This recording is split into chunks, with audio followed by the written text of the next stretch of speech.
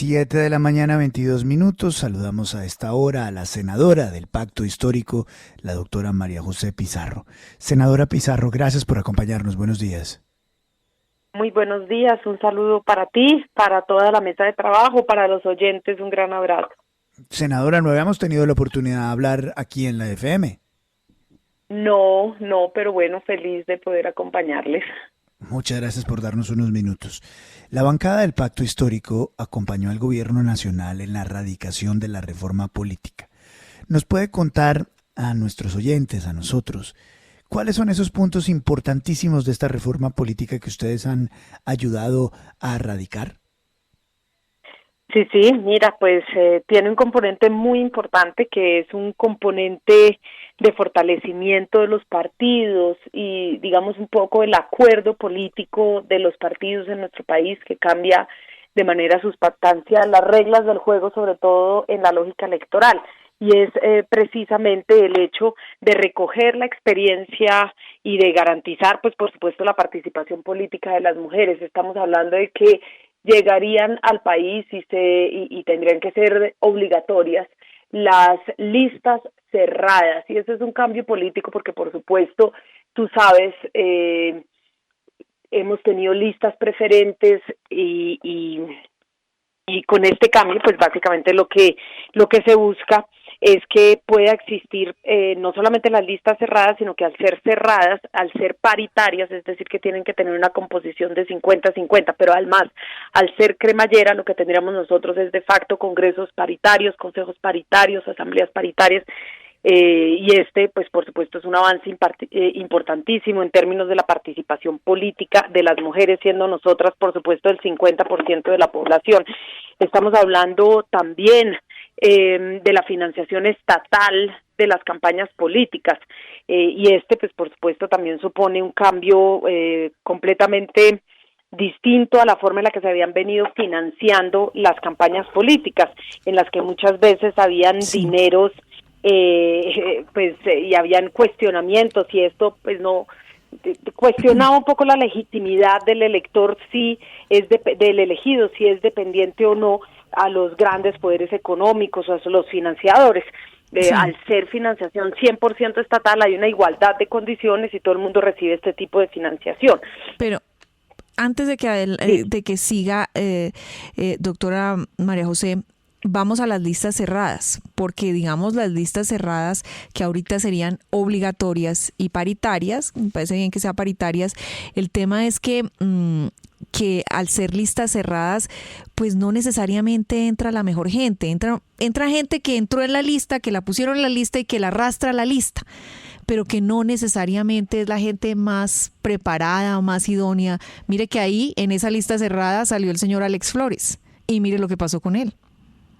Mira, precisamente lo que debería haber pasado y lo que tiene que suceder cuando uno plantea una lista cerrada es que tiene que haber procesos de democracia interna, ¿sí? Esto es muy importante porque gente no proba también puede llegar en una lista abierta, y recordemos a Manguito, por ejemplo, ¿no? Que no tenía nada que ver con la ideología política de la coalición Decentes en aquel momento, y sin embargo llega en medio de la coalición. Digamos, hay casos tanto en las listas abiertas como en las cerradas, pero en este caso se fortalece la democracia interna de los partidos, es decir, llegamos a una figura que en Estados Unidos, por ejemplo, es muy, pues implementa, y es precisamente las primarias, ¿no? Se tendrían que dar elecciones primarias y los partidos políticos tienen también un tiempo para poder modificar sus estatutos y para poder reglamentar los mecanismos de democracia interna al interior de los partidos. Por otro lado, estamos hablando de que las direcciones de los partidos también tienen que ser paritarias, las directivas de los partidos, y eso yo creo que es importantísimo, vuelvo y repito, para fortalecer no solamente la participación política de las mujeres, sino para que pueda darse algo que, pues bueno, que reclaman las juventudes, y es por supuesto también poder dar unas discusiones de género que son absolutamente necesarias, importantes en nuestro país y que son una bandera mundial. Senadora, buenos días. Me da gusto saludarla. Es Juan Lozano. Yo le quiero preguntar por el tema de la financiación, porque creo que la experiencia lo que muestra es que además de lo conveniente que pueda ser tener más o menos financiación estatal, lo grave, el origen de la corrupción política es que las campañas cuestan miles de millones que se pagan en efectivo, con el efectivo de la corrupción, con el efectivo que las cuotas de senadores y representantes que los meten en cargos del Ejecutivo les dan en contratos. Entonces, si no se prohíbe el manejo de dinero en efectivo de las campañas, podemos quedar en el peor de los mundos, y es que el Estado financia con la plata de nuestros impuestos, pero aparte de eso, ellos meten plata de la corrupción en efectivo para comprar votos, y terminamos con muchos de los mismos bandidos que han saqueado el Estado colombiano por décadas si no se prohíbe el efectivo. Juan, a mí me encanta saludarte, nos hemos encontrado varias veces, o sea, el gusto también es mío. Te cuento, pues por supuesto que en el tránsito, porque además este proyecto de ley se acumula con otros proyectos de ley que hay en el Congreso de la República. Yo mismo, por ejemplo, radiqué un proyecto que modifica el artículo 262, precisamente es una ley de paridad, ¿sí?